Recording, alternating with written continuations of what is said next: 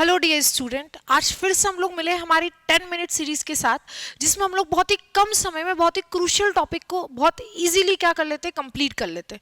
ठीक है, ये रिवीजन सॉर्ट ऑफ रहता है जिसमें आप पूरे एक टॉपिक को बहुत इजीली कवर कर सकते हैं। चलिए, आज का हमारा टॉपिक है, हम कुछ इन्वायरमेंटल फिनोमेना, कुछ पर्यावरणीय जो प्रक्रियाएं होती हैं उनके ऊपर हम लोग चर्चा करेंगे। जैसे एक है ओजोन परत का क्षरण होना, डिप्लीशन, ग्लोबल वार्मिंग और ग्रीन हाउस इफेक्ट क्या होता है, हरित गृह प्रभाव, और अम्लीय वर्षा। इन तीनों को हम लोग देखेंगे जिनसे मोस्ट फ्रीक्वेंटली सभी एग्जाम्स में क्वेश्चन आ ही रहे हैं। ठीक है, चलिए देखना स्टार्ट करते हैं। सबसे पहले यदि मैं चर्चा कर लूं कि भाई ओजोन परत है क्या और ओजोन लेयर डिप्लीशन क्या है, तो इसमें आप समझेंगे कि ओजोन लेयर क्या होती है। तो इसमें आप क्या क्या फैक्ट गेन करेंगे, यहां से देखिए। ओजोन परत कहां पाई जाती है, तो समताप मंडल में पाई जाती है। कहां पर पाई जाती है, स्ट्रेटोस्फियर। ठीक है, जहां पर एक्चुअली में अपने आप से ओजोन O3 की मात्रा क्या होती है, ज्यादा होती है। ठीक है, तो याद रखिएगा ओजोन लेयर, ओजोन कहां पर पाई जाती है, तो ओजोन परत कहां पर होती है, समताप मंडल में होती है। ठीक, दूसरा फैक्ट आपको याद रखना है, ओजोन परत करती क्या है, तो ओजोन परत सूर्य से आने वाली हानिकारक पराबैंगनी किरणों से क्या करती है, बचाती है। ठीक है, ये एक तरह की प्रोटेक्टिंग शील्ड की तरह काम करती है, जो पृथ्वी पर जीवन की रक्षा करती है। ठीक है, प्रोटेक्ट करने का काम करती है। और पराबैंगनी किरणों से अल्ट्रा वायलेट रेज जो कि हार्मफुल होती है, इस रेडिएशन को एब्जॉर्ब कर लेती है और अर्थ तक आने तक क्या करती है, रोकती है। ठीक है, तो आई होप इतना फैक्ट आप लोग समझे होंगे कि ओजोन परत मतलब स्ट्रेटोस्फियर में पाए जाने वाली O3 की एक परत जो हमें UVB, UVA से क्या करेगी, बचाएगी। पराबैंगनी किरणों से क्या करती है, बचाती है। UVB और UVC से क्या करती है, बचाती है। जिससे किसका प्रोटेक्ट हो रहा है, रक्षा हो रही है हमारे ह्यूमंस, एनिमल्स, प्लांट और इकोसिस्टम की। मनुष्य, पशु, पौधे और पारिस्थितिक तंत्र की क्या हो रही है, रक्षा होती है।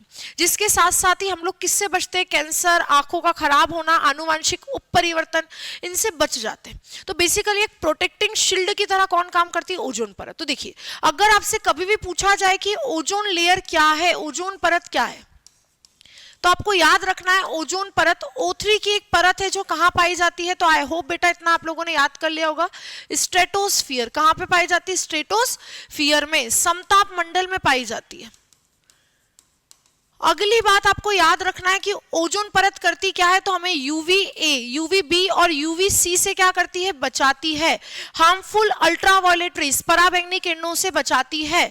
मतलब ये किसकी तरह काम करती है, प्रोटेक्टिंग शील्ड की तरह क्या करती है, काम करती है। ठीक है, ये एक कवच की तरह काम करती है, सुरक्षा कवच बनाती है, ये मेन काम करती है। अगली बात अगर हम बात करें कहां पाई जाती है, मैंने बता दिया है, समताप मंडल। और समताप मंडल कितनी ऊंचाई पर होता है, तो 15 से 35 किलोमीटर की ऊंचाई पर। तो यहां पर ये भी लिख दीजिएगा, 15 से 35 किलोमीटर की ऊंचाई पर पाई जाती है। तो इतने फैक्ट हमें क्लियर हो गए कि ओजोन परत होती क्या है। अगला क्वेश्चन पूछ लेते हैं कि ओजोन परत की मोटाई किसमें मापी जाती है। तो बिल्कुल अच्छे से याद रखना, ओजोन परत की मोटाई किसमें मापी जाती है, डॉप्सन में। यूनिट क्या कहलाती है, डॉप्सन यूनिट में मापी जाती है। और अगर मैं अभी की बात करूं, मतलब पहले जब ओजोन परत थी, अभी तो कम हो गई है, धीरे धीरे उसकी मोटाई कम हो रही है, पर सामान्य ओजोन परत की जो मोटाई होती है वो कितनी होती है, तो लगभग 300 डॉप्सन होती है, डॉप्सन यूनिट होती है। पर अब वो 300 से घटती घटती किस पे आ गई है, 220 पे आ चुकी है, 220 डॉप्सन बन गई है। क्योंकि ओजोन परत में क्या होता जा रहा है, छिद्र होते जा रहे हैं, ओजोन परत पतली होती जा रही है। ओजोन परत को कुछ हार्मफुल चीजें क्या पहुंचा रही है, नुकसान। उसी को तो हम लोग क्या कह रहे हैं, ozone layer depletion. Ozone layer का क्या हो रहा है, क्षरण हो रहा है। तो हम लोगों ने क्या बात समझी, ओजोन लेयर स्ट्रेटोस्फियर 15 से 35 किलोमीटर की ऊंचाई पर पाई जाती है, हमें पराबैंगनी किरणों से बचाती है और एक प्रोटेक्टिंग शील्ड की तरह काम करती है। अगली फैक्ट इसी फ्लो में आप लोग जोड़ लेना कि ओजोन परत की जो मोटाई है, थिकनेस है, वो किस में मापी जाती है, तो डॉप्सन यूनिट में मापी जाती है। डॉप्सन यूनिट में सामान्य कितनी थी, तो 300 डॉप्सन यूनिट थी, पर अब कितनी हो गई है, तो अब कुछ हानिकारक केमिकल्स, हानिकारक गैसेस के कारण ओजोन लेयर में क्या हो रहा है, छिद्र हो रहा है। ठीक है, ओजोन लेयर में छेद होता जा रहा है, ओजोन लेयर पतली होती जा रही है और 220 डॉप्सन तक अब क्या है, रह गई है। ठीक है, तो ये भी कुछ फैक्ट हमें याद रखने। अब अगर मैं बात करूं मेन मुद्दा कि ओजोन परत को नुकसान पहुंचाने वाली चीजें कौन कौन सी है, तो उसमें सबसे पहला मुद्दा आता है क्लोरोफ्लोरोकार्बन, जो कि हमारी एक ग्रीन हाउस गैस भी है, जिसके ऊपर आगे अभी हम लोग चर्चा करने वाले हैं। तो हमने क्या बात कही कि ओजोन परत को नुकसान पहुंचाने वाली गैस कौन सी है, तो सबसे पहले याद रखना CFC। CFC का दूसरा नाम होता है फ्रियोन। क्या होता है, फ्रियोन। CFC को ही कहा जाता है फ्रियोन। तो CFC क्लोरोफ्लोरोकार्बन जो पहले कहां पर भरी जाती थी, तो AC में, रेफ्रिजरेटर में भरी जाती थी, है ना, फ्रिज में, एसी में भरी जाती थी। अब इनका उपयोग नहीं किया जाता है, इनकी जगह द्रवित अमोनिया का, हाइड्रोफ्लोरोकार्बन, इनका यूज किया जाता है, क्योंकि ये सबसे मेन उत्तरदायी होती है ओजोन लेयर के क्षरण में, ओजोन लेयर के डिप्लीशन में सबसे मेन उत्तरदायी कौन सी होती है आपकी, तो आपकी होती है फ्रीऑन। इसके अलावा कौन होते हैं, तो हेलॉन्स हो जाते हैं, ठीक है, नाइट्रस ऑक्साइड हो जाती है, पर सीएफसी मेन यहाँ पे होती है, और सीएफसी से निकलने वाले क्लोरीन जो परमाणु है वो ओजोन अणुओं को क्या कर देते हैं, तोड़ देते हैं। तो आपको मेन सीएफसी ही याद रखनी है। मेन किसको याद रखना है, सीएफसी को, कि भैया सीएफसी क्या कर रही, तो ये ओजोन परत को क्या पहुंचा रही, नुकसान। कहाँ पाई जाती थी, पहले एसी फ्रिज में पाई जाती थी, रेफ्रिजरेटर वगैरह में, अब नहीं पाई जाती, इसको रिप्लेस कर दिया। मेन कारण ये है कि ये ओजोन लेयर को क्या पहुंचा रही, नुकसान पहुंचा रही। तो यही फैक्ट और यही क्वेश्चन यहाँ से बनेंगे, है ना। देखो कुछ बच्चे ऐसा फिर बोलते हैं कि मैडम आपने जल्दी जल्दी पढ़ा दिया, तो मैं आपको फैक्ट रिवाइज करवा रही हूँ कि ये चीजें आप लोग अपने माइंड में बिठा लो, सेट कर लो, इनसे क्वेश्चन आएंगे ही आएंगे, ठीक है। तो हमने क्या क्या बात सीखी, ओजोन परत, स्ट्रेटोस्फियर, ठीक है, किससे बचाती है, प्रोटेक्टिंग शील्ड की तरह काम करती है। इसकी यूनिट क्या है, डॉप्सन यूनिट। 300 डॉप्सन सामान्य पाई जाती थी, अब 220 हो गई है। किसके कारण, तो मेनली याद रखना सीएफसी, फ्रीऑन के कारण। किसके कारण, फ्रीऑन के कारण, क्लोरोफ्लोरोकार्बन के कारण, क्योंकि ये क्लोरोफ्लोरोकार्बन ओजोन के अणुओं को क्या कर देते हैं, तोड़ देते हैं, ठीक है, जिसके कारण वो क्या हो जाती है, टूटने लगी, उसमें छिद्र होने लगे, उसकी मोटाई कम होने लगी। और जैसे जैसे ओजोन लेयर की मोटाई कम होगी, अल्ट्रावायलेट रेज अर्थ पे ज्यादा स्ट्राइक होगी, और जितनी ज्यादा अल्ट्रावायलेट रेज बढ़ेगी उतनी ही ज्यादा इनडायरेक्टली ग्लोबल वार्मिंग क्या होगी, बढ़ेगी। तो ये हमारे लिए बहुत ज्यादा खतरे की घड़ी है ना, खतरे का संकेत है कि ऐसा नहीं होना चाहिए। चलिए, तो इतनी बात आप लोग ओजोन लेयर से मेरे हिसाब से आप लोग याद रखेंगे कि ओजोन लेयर क्या होती है और ओजोन लेयर डिप्लीशन क्या है, ठीक है। इतने फैक्ट मैंने एक साथ यहाँ पर लिख के आपको बता भी दिए हैं, इनको आप भी अपने नोट्स में ऐड ऑन कर लीजिए, सभी इंपॉर्टेंट है। अगला जो हमारा मुद्दा है वो है हमारा ग्रीन हाउस गैसेस और ग्रीन हाउस इफेक्ट, ठीक है। तो अब जरा समझिएगा कि सबसे पहले तो ग्रीन हाउस इफेक्ट होता क्या है। तो ग्रीन हाउस इफेक्ट मतलब होता है कि ये हमारी पृथ्वी के ऊपर, ठीक है, पृथ्वी के ऊपर कुछ गैसेस का ऐसा समूह है। मैं आपको ओरिजिनली बताऊं तो पृथ्वी का तापमान बहुत कम है, ठीक है। अगर मैं अर्थ के तापमान की बात करूं तो बहुत कम है, वहां पर भी जीवन संभव नहीं हो पाता अगर ग्रीन हाउस गैसेस नहीं होती, क्योंकि ग्रीन हाउस गैसेस क्या काम करती है, तो ग्रीन हाउस गैसेस क्या करती है, हीट को ट्रैप करती है, उष्मा को पकड़ती है, और पृथ्वी के तापमान को क्या रखती है, गर्म रखने का काम करती है, हीट को ट्रैप करके। तो हमने क्या बात कही कि अर्थ और पृथ्वी के ऊपर बहुत सारी गैसेस का क्या है, समूह है, बहुत सारी गैसेस का समूह है, उसी को हम लोग क्या कहते हैं, हरित ग्रह प्रभाव, ग्रीन हाउस गैसेस का कहते हैं। और यही ग्रीन हाउस इफेक्ट का क्या करती, फॉर्मेशन करती है। ग्रीन हाउस इफेक्ट मतलब होता है इन गैसेस के द्वारा उष्मा को पकड़ के रखना, लाइट को वापस से जाने नहीं देना, रोक के रखना, जिससे पृथ्वी का तापमान, अर्थ का टेम्परेचर गर्म बना रहे, वरना ऐसे -डिग्री में तो जीवित नहीं रह पाएंगे, ठीक है। तो देखो, ग्रीन हाउस प्रभाव एक प्राकृतिक प्रक्रिया, एक नेचुरल फिनोमेना है, जिसमें ग्रीन हाउस गैसेस पृथ्वी के वायुमंडल में उष्मा को क्या करती है, फंसा लेती है, हीट को क्या कर लेती है, ट्रैप कर लेती है। तो ग्रीन हाउस गैस इफेक्ट जो होता है वो एक नेचुरल प्रोसेस है, जिसमें ग्रीन हाउस गैसेस किसको ट्रैप कर लेती है, हीट को ट्रैप करती है और अर्थ के एटमॉस्फेयर में बनाए रखती है, ताकि अर्थ का जो टेम्परेचर है वो बढ़ा रहे, बना रहे, ठीक है। क्योंकि पृथ्वी को जीवन के लिए उपयुक्त रूप से गर्म रखना पड़ेगा।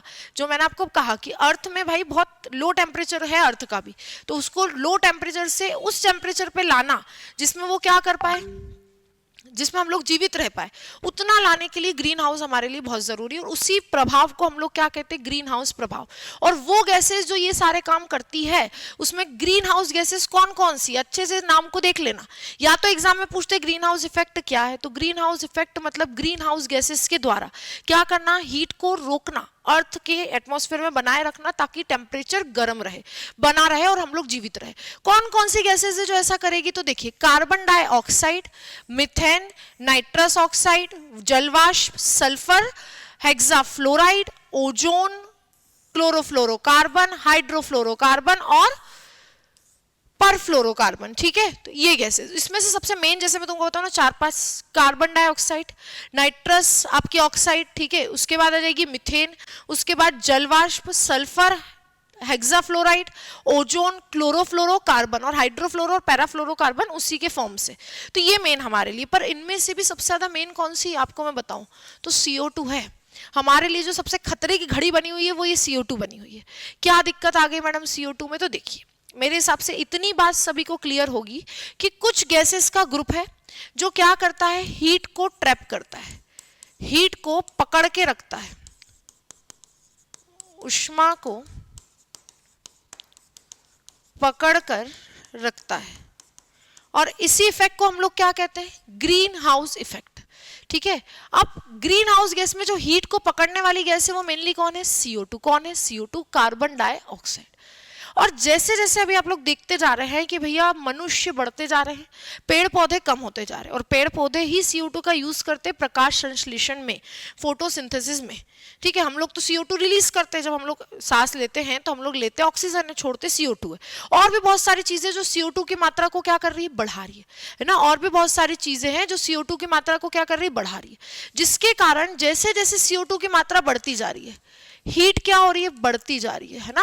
अर्थ के एटमॉस्फेयर में ऊष्मा बढ़ती जा रही है और तापमान क्या होता जा रहा है, गर्म होता जा रहा है, तापमान बढ़ता जा रहा है, टेम्परेचर हाई होता जा रहा है, और टेम्परेचर हाई हो रहा है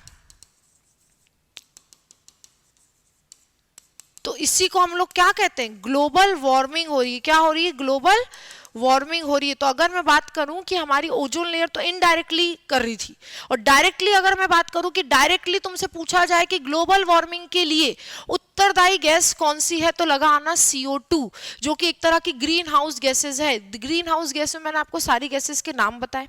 ग्रीन हाउस इफेक्ट होता क्या, हमने ये भी समझा कि उन गैसेज के द्वारा हीट को पकड़ के रखना, ठीक है, ताकि अर्थ में टेम्परेचर गर्म बना रहे। पर अब कुछ ज्यादा ही पकड़ के रख रहे हैं वो, है ना, इतनी ज्यादा हो गई है कि वो ज्यादा हीट को ट्रैप कर रही है, तो टेम्परेचर बढ़ता ही जा रहा है, जिसके कारण हो रही है ग्लोबल वार्मिंग। वैश्विक तापमान में क्या हो रही है, वृद्धि हो रही है, और तापमान में वृद्धि का कारण कौन है, CO2। और यही मेन कारण है किसका, क्लाइमेट चेंज का। यही मेन कारण भी बन रहा है हमारे क्लाइमेट चेंज का, जलवायु परिवर्तन का। कभी गर्मी हो रही है, कभी ठंड हो रहा है, हम खुद नहीं समझ पा रहे कि किस तरह का मौसम है, तो यही मेन कारण बन रहा है। तो जैसे मैंने आपको बताया ना कि ओजोन लेयर डिप्लीशन में मेन गैस कौन सी याद रखना, CFC। वैसे ही अगर मैं आपसे पूछूं कि आपको कौन सी मेन गैस याद रखनी है ग्रीन हाउस इफेक्ट में, तो ग्रीन हाउस इफेक्ट में सारी गैसेज इंपॉर्टेंट है, पर CO2 अभी मेजरली कंसर्न बनी हुई है, क्योंकि आने वाले समय में CO2 की मात्रा बढ़ती जा रही है। ठीक है, CO2 का एमिशन बढ़ता जा रहा है, बहुत सारे सोर्सेज से CO2 रिलीज होती है, CO2 बढ़ती जा रही। CO2 जैसे जैसे बढ़ेगी, ऊष्मा का ज्यादा पकड़ेगी, रख लेगी, हीट बढ़ती जा रही है, टेम्परेचर बढ़ता जा रहा है, और तापमान में वृद्धि क्या करा रही है, ग्लोबल वार्मिंग। और यही किसके लिए उत्तरदायी है, क्लाइमेट चेंज के लिए, जलवायु परिवर्तन के लिए भी क्या है, उत्तरदायी है। तो आई होप ये दोनों कॉन्सेप्ट और दोनों फैक्ट आप लोगों को अच्छे से समझ में आ गए होंगे। बहुत छोटी छोटी बातें हैं, पर एग्जाम फेवरेट है। ठीक है, एग्जाम वालों को ये पसंद है और वो हमेशा क्या करते हैं, पूछते रहते हैं। ठीक है, तो ओजोन हो गया, ग्रीन हाउस हो गया, और जो हमारा आखिरी मुद्दा है वो क्या है, एसिड रेन। ये भी एक नेचुरल फिनोमिना है, अम्लीय वर्षा भी एक नेचुरल फिनोमिना है, जिसके अंदर होता क्या है, तो जिसके अंदर आपको याद रखना है अम्लीय वर्षा का कारण क्या है, तो अम्लीय वर्षा का कारण है पृथ्वी। अर्थ पर बहुत सारी, मैंने कहा बहुत सारी ऑटोमोबाइल व्हीकल चल रही है, बहुत सारी फैक्ट्रीज बनी हुई है, फैक्ट्रीज से क्या निकल रहा है, SO2, सल्फर डाइऑक्साइड। गाड़ियों के धुओं से क्या निकल रहा है, NOx, नाइट्रोजन के ऑक्साइड। और नाइट्रोजन के ऑक्साइड में भी मेन कौन सा ऑक्साइड, नाइट्रस ऑक्साइड। कौन सा ऑक्साइड, नाइट्रस ऑक्साइड। तो हमने क्या कहा कि पृथ्वी में कुछ पॉल्यूटेंट है, बढ़ते ही जा रहे हैं, एयर पॉल्यूशन करते ही जा रहे हैं। सल्फर डाइऑक्साइड है, ठीक है, इंडस्ट्रियल से, है ना, गाड़ी के इनके धुओं से, किसी चीज को जलाने से क्या होता है, निकलता है सल्फर डाइऑक्साइड। और नाइट्रोजन ऑक्साइड भी होता है, नाइट्रस ऑक्साइड, ये भी निकल रहे हैं। अब जब ये निकलकर क्या करते हैं, क्लाउड में क्या करते हैं, ये गैसेस फैल गई, और ऊपर से क्या आने लगा, H2O। ऊपर से क्या आ रहा है, H2O। तो भाई बारिश होने वाली थी, ऊपर से आया H2O, ऊपर मॉलिक्यूल थे वाटर मॉलिक्यूल, और वाटर मॉलिक्यूल के साथ कौन मिले आपके, ये वाले मॉलिक्यूल, जो पॉल्यूटेंट वाले मॉलिक्यूल है वो ऑलरेडी प्रेजेंट थे, तो वो मिल गए। हमने क्या कहा, H2O है और ये वाले मॉलिक्यूल फैल गए वायुमंडल में, तो ये दोनों एक दूसरे से मिक्स होंगे, तो मिक्स होंगे तो इधर क्या बन जाएगा, तो इधर बन जाएगा HNO3, इसको कहते हैं हम लोग बेटा हमारा नाइट्रिक एसिड। क्या बन जाएगा? नाइट्रिक एसिड, नाइट्रिक अम्ल। और जब ये दोनों मिलेंगे तो बन जाएगा H2SO4, सल्फ्यूरिक एसिड, है ना। सल्फ्यूरिक एसिड जो होता है हमारा तेजाब, वो बन जाएगा। अब ऐसा नहीं कि तेजाब गिर रहा है ऊपर से, कॉम्बिनेशन में बनता है ये, बहुत ही डाइल्यूट फॉर्म में। किस फॉर्म में रहता है ये? डाइल्यूट फॉर्म में, ठीक है, तनु रूप में रहता है, सांद्र नहीं रहता है, कंसंट्रेटेड नहीं रहता है। तो हमने क्या कहा कि दो मेन पॉल्यूटेंट जो अम्लीय वर्षा के लिए उत्तरदायी है वो है आपके नाइट्रोजन के ऑक्साइड, नाइट्रस ऑक्साइड और सल्फर डाइऑक्साइड। जब ये वायुमंडल में इनकी मात्रा बढ़ जाती है और ये वायुमंडल में फैल जाते हैं और वाटर वेपर के साथ रिएक्ट करते हैं तो एक तरह के एसिड में कन्वर्ट हो जाते हैं। वो कन्वर्जन होता है आपका, दो एसिड बनते हैं, नाइट्रिक एसिड और सल्फ्यूरिक एसिड। और ये दोनों फिर हल्के अम्लीय सांद्रण के रूप में पृथ्वी पर गिरते हैं और इसी तरह की वर्षा को हम लोग क्या कहते हैं? अम्लीय वर्षा, एसिड रेन, ठीक है। इसी तरह की वर्षा को हम लोग क्या कहते हैं? अम्लीय वर्षा। तो अम्लीय वर्षा is the form of precipitation that contains strong acid, है ना। एक प्रेसिपिटेशन का फॉर्म होता है जो कुछ स्ट्रॉन्ग एसिड से बना होता है। कब बनता है? तो मैंने आपको बता दी, ये एग्जाम का फेवरेट क्वेश्चन है कि भाई अम्लीय वर्षा के मेन कारक कौन है? सल्फर डाइऑक्साइड और नाइट्रोजन के ऑक्साइड, ठीक है। अम्लीय वर्षा का पीएच कितना होता है? तो लगभग 4 होता है। अम्लीय वर्षा का पीएच कितना होता है? लगभग 4 होता है, याद रखना, एसिडिक, ठीक है ना। लगभग मैंने बताया है 4 होता है। और अम्लीय नॉर्मल पीएच कितना होता है? 5.6। और अम्लीय वर्षा का कितना हो जाएगा? 4 से 4.5। होता क्या है? पूरा फिनोमेना मैं आपको समझा चुकी हूँ। पूरा फिनोमेना मैंने आपको क्या समझाया है कि भाई अम्लीय वर्षा में ये ऊपर जाते हैं, एसिड बनते हैं और हल्के अम्लीय सांद्रण के रूप में पृथ्वी पर गिरते हैं। इसी के कारण ताजमहल का रंग क्या हो गया? पीला हो गया है। यही स्किन कैंसर या बहुत सारी डिसीजेस के लिए उत्तरदायी रहते हैं। यही जो मृदा है, जो हमारी सॉइल है, उसकी उपजाऊता को क्या कर देते हैं? कम कर देते हैं। इन्हीं के कारण एक्वेटिक एनिमल को, जलीय जीवों को नुकसान पहुंचता है। तो ये क्या होती है? Acid rain. तो ये सारे वो फिनोमेना है जो हमारे एनवायरनमेंट को क्या कर रहे हैं? बिगाड़ रहे हैं। नेचुरली होते हैं पर हमारे एनवायरनमेंट को बिगाड़ रहे हैं। हाँ, एक और बात याद रखना, कभी कभी ना एग्जाम में पूछ लेते हैं आर्टिफिशियल रेन। आर्टिफिशियल रेन किसके कारण होती है? एक रेन ये भी होती है कृत्रिम वर्षा, ठीक है, जो करवाई जाती। तो ये किसके कारण होती है? तो इसमें यूज होता है AgI, सिल्वर आयोडाइड, ठीक है। तो इस फैक्ट को भी याद रख लेना कि आर्टिफिशियल रेन में कौन यूज होता है? Silver iodide. अम्लीय वर्षा के कारक कौन है? तो आपके नाइट्रोजन ऑक्साइड और sulphur dioxide. Ozone layer depletion में, ओजोन लेयर के क्षरण में कौन उत्तरदायी है? तो आपको याद रखना है आपके chlorofluorocarbon. Main green house gas जो कि ग्लोबल वार्मिंग के लिए उत्तरदायी है, तापमान वृद्धि के लिए उत्तरदायी है, CO2। तो बस बहुत ही बेहतरीन फैक्ट बहुत इजीली हम लोगों ने देख लिए हैं। तो इस लेक्चर को आप लोग अच्छे से देखिए और इसी तरह के बेहतरीन लेक्चर के साथ मैं आती रहूंगी, ठीक है। ये हम लोगों का ऑलमोस्ट ऐसा रहता है कि बहुत कम समय में हम लोग बहुत सारी चीज़ें क्या कर ले? समझ ले और एक पूरे टॉपिक को क्या कर ले? कंप्लीट कर ले। कुछ लोगों को स्पीड ज़्यादा लग सकती है पर स्पीड ज़्यादा नहीं है, it is a kind of a revision, ठीक है। तो उसको उसी तरह से देखिए और बढ़िया से इस फैक्ट को कंप्लीट कर लीजिए और लिख लीजिए। मिलते हैं अगले वीडियो में। Thank you so much.